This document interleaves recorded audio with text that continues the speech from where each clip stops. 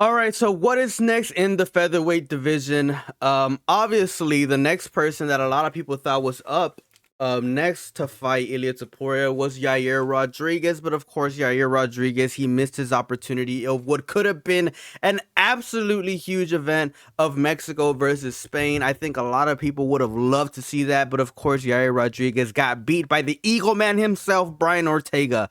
Um, Very unfortunate. I think in that fight we pretty much just saw Yair's kryptonite. I mean, Ilia Topuria was saying it all last week, anyways. That Yair Rodriguez pretty much looks like a freaking rag doll when somebody is just on top of him, and it made a lot of sense. It made a whole lot of sense the way that a freaking injured Brian Ortega with the messed up ankle was just doing a great job at taking Yair Rodriguez down to the ground. And Yair Rodriguez pretty much just accepted that he was just going to be at the bottom the entire time and not try to fight his way to get back up at all. So that was very, very crazy to realize. I think right now there's a lot of people that might think that Ortega's up next for this fight, but in my opinion, I don't think that this is a good matchup for Ortega at all. I feel like Ortega does not do a good job at defending against strikes, and if Ilia Topuria touches Ortega, I feel like that's absolute death for him. I feel like Ortega's best shot at beating someone like Ilia Topuria is definitely, making it a grappling match, but that's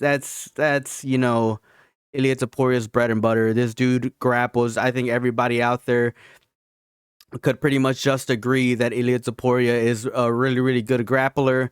But I feel like, Ortega's best chance of winning a fight against Ilia Topuria might be, to turn it into a grappling match, if I'm being completely honest, because in the stand-up, I feel like he's gonna get obliterated. And it's a real possibility, we might see Brian Ortega take on Ilia Topuria. If we don't see Alexander Volkanovski pull the trigger and, fight for that immediate rematch against Ilia Topuria. Although I do think that Alexander Volkanovski should take some time off. Coming back from getting knocked out twice is definitely not going to be. It's not going to be good for Alexander Volkanovski. It's not going to be good for his mental state. I think that he needs to definitely take some time off. He should take, Brian Ortega's advice. Go up into the mountains, break your beak, declaw yourself, and whatever, pluck away your feathers and shit. Alexander Volkanovski should definitely take some time off, without a doubt. But there's some other fighters that I think could potentially fight Ilia Topuria next that I want to talk about in this video. One of those fighters is being Evloev. I feel like there's not a lot of people out there that are mentioning his name at all. And I feel like there's a lot of people that don't think that he is deserving on fighting on the belt next because he doesn't get KOs, which in my opinion is a bogus that's a stupid reason to not have Evloev fight for the belt. This guy has really, really great decision making. This guy has really, really great grappling. He's a very, very smart fighter, and people are just counting him out because he doesn't get KOs, like as if that freaking mattered, because it doesn't. This isn't a knockout competition. This is mixed martial arts, and the point is to win. The point is to win. And Evloev, he's undefeated right now. He's undefeated in the featherweight division. I think, he has enough in him, to make it a very competitive fight against Ilia Topuria. In my opinion, I think that would be a very, very good fight, a very highly competitive fight. And like I said, there's a lot of people out there that aren't giving him enough credit, even though he is an undefeated fighter.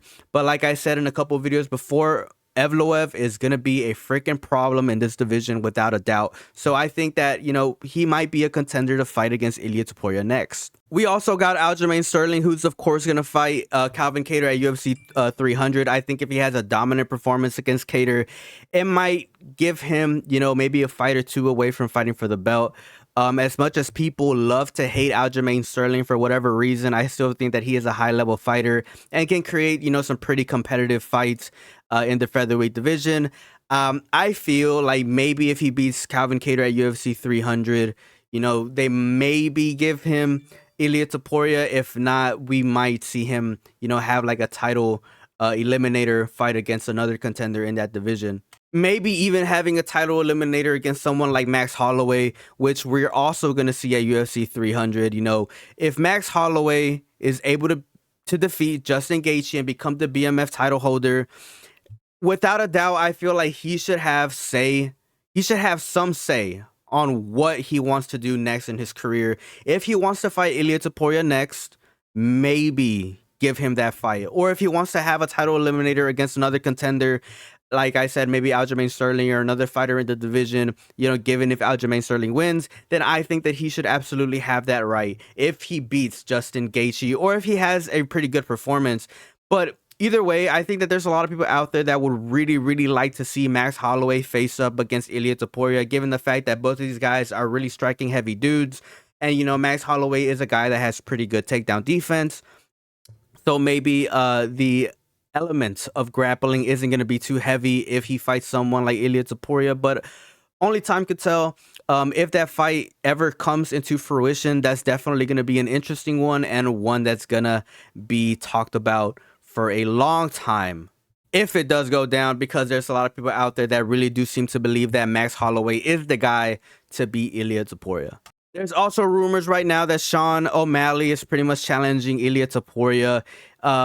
We know that Ilia Topuria has challenged Islam, and the MMA community kind of bullied both of them into staying in their division and defending their titles a couple of times before they go off and fight other champions in other weight divisions. But if I'm being completely honest, and I would be lying to each and every single one of you guys if I didn't mention this, I feel like Merab Dvalishvili is probably gonna beat Sean O'Malley before we ever get to see Sean O'Malley challenge Ilia Topuria for his belt. And just to add this, we've seen Ilia Topuria try to challenge Islam Makhachev, but if I'm being completely honest, I feel like Islam would probably mop the floor with Ilia. And that's just me being completely honest, and I just wanted to add this part to the video. But let me know your thoughts down in the comment section below. Do you guys actually do believe that Ilia could beat someone like Islam? I don't know about all that.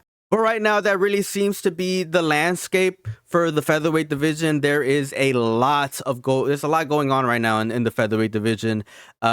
Everyone's talking about, Volkanovski needing time off, and of course I'm one of those people out there that really do believe that Alexander Volkanovski should take some time off right now. Like I said, he should follow into Brian Ortega's eagle whatever thing and go up into the mountains, pluck away at his feathers, break his beak against a rock, and just take some time off and get his mind right, get his body right, and challenge Ilia Topuria at a later date. Maybe Ilia Topuria fights another contender, but for now, I really do believe that Alexander Volkanovski should take the time off, and Ilia Topuria should challenge a different contender in the featherweight division. But who would you guys like to see next? Who would you guys like to see fight Ilia Topuria next? Let me know down in the comment section below. As always, it's a pleasure talking to each and every single one of you guys. Peace out and have a good one.